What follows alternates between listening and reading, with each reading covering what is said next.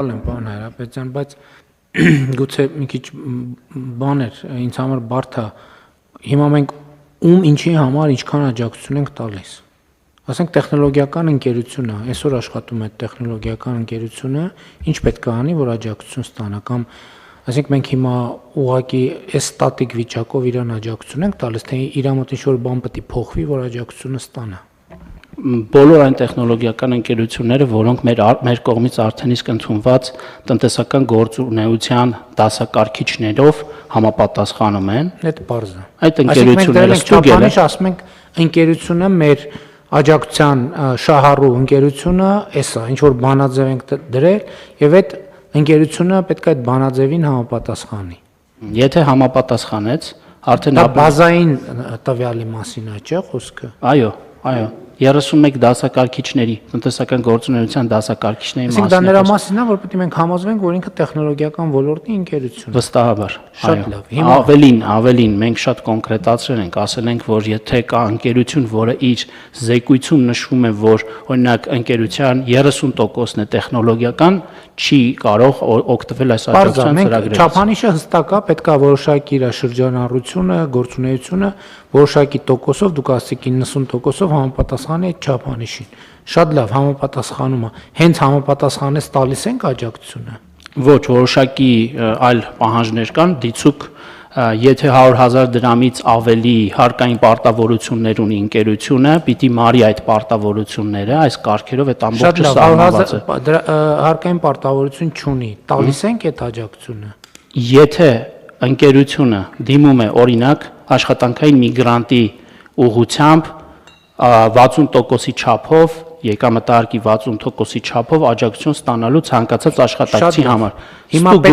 մի րոպե, պետք է այդ աշխատանքային միգրանտ ասելով մենք նկատի ունենք դրսից կադր, որ ներգրավել են մեր մոտ աշխատանքի։ Այդ կադրը պետք է ռեզիդենտ լինի, այսինքն պետք է Հայաստանում ապրի։ Այո,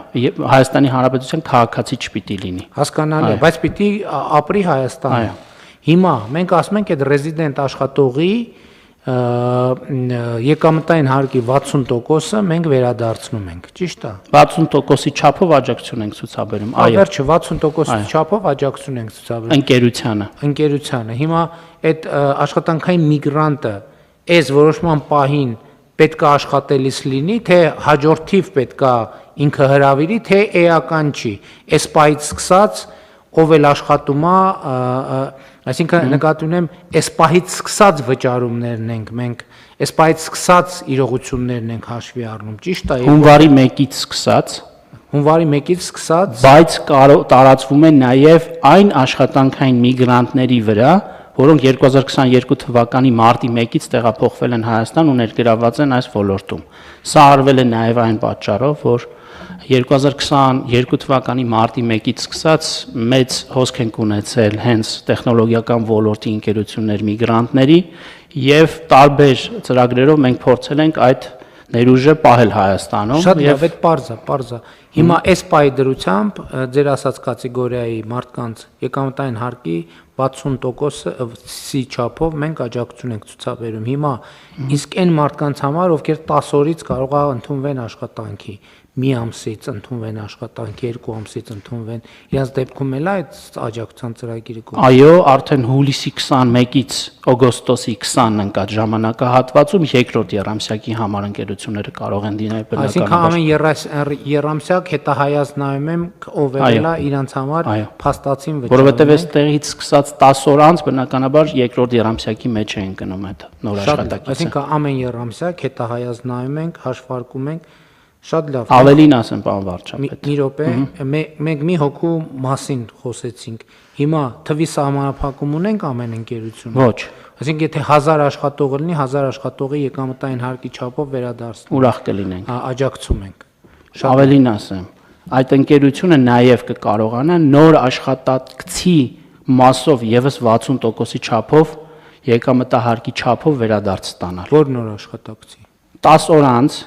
երբ աշխատանքային միգրանտը չէ ներգրավում, օրինակը դուք բերեցիք,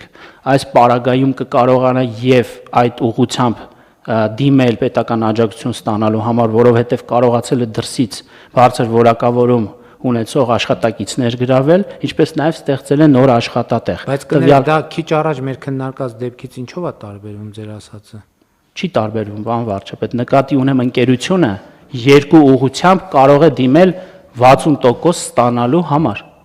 Մի մարդու գծով մեկ աշխատանքային միգրանտ ներգրավելու պարագայում երկու տեսակի աջակցության համար կարող է միաժամանակ դիմել։ Ոնց երկրորդ տեսակը ո՞րն է։ Երկրորդ տեսակը երկրորդ ուղղությունն է, այսինքն էական չէ մի աշխատանքային միգրանտը։ Երկու անգամ նույն մարդու համար։ Այո։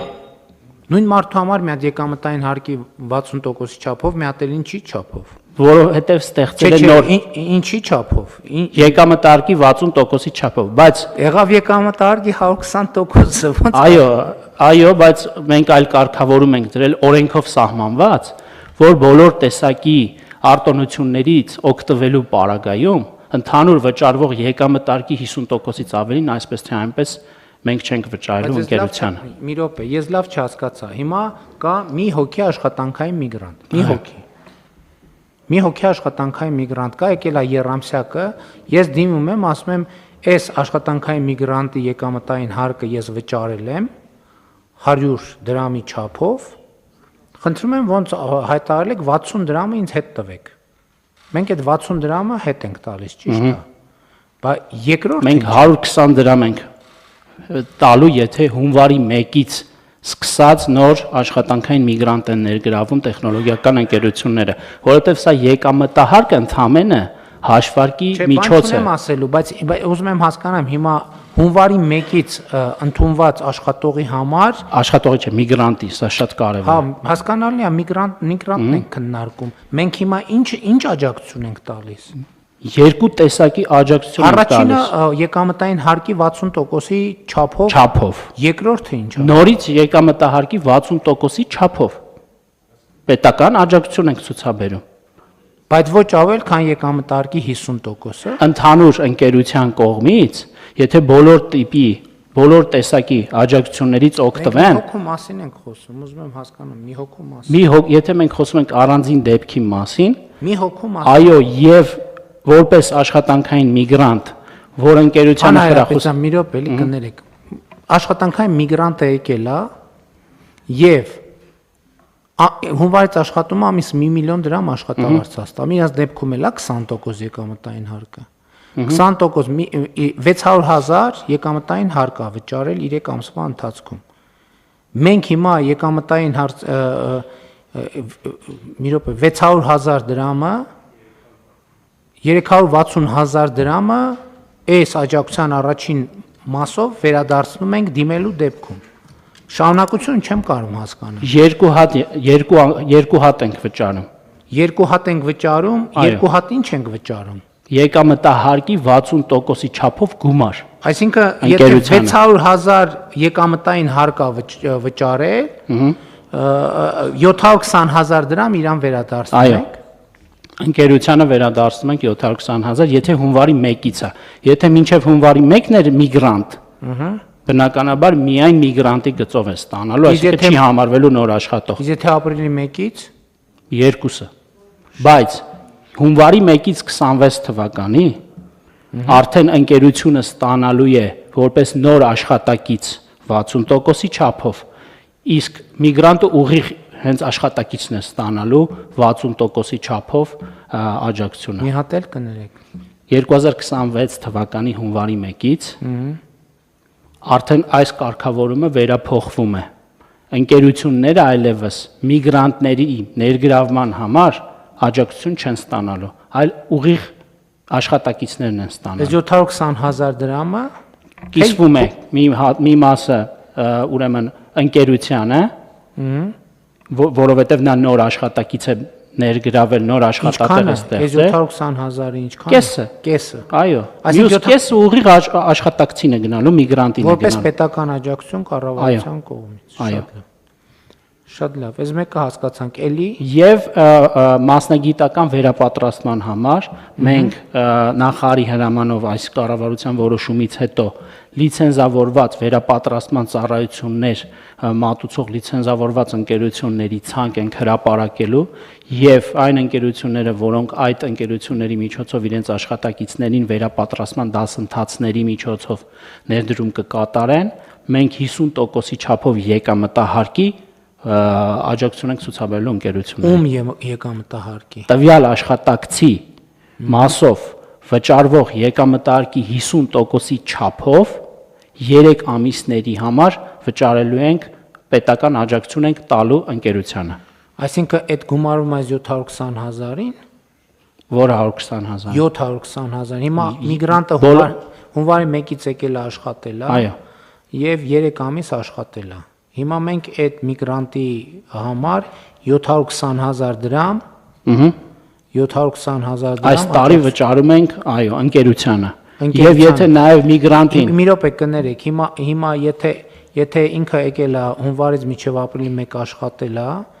եւ այս վերադարձնում ենք, եթե ապրիլից հունիս էլ մի հատ համ աշխատել է, համ վերապատրաստվել է,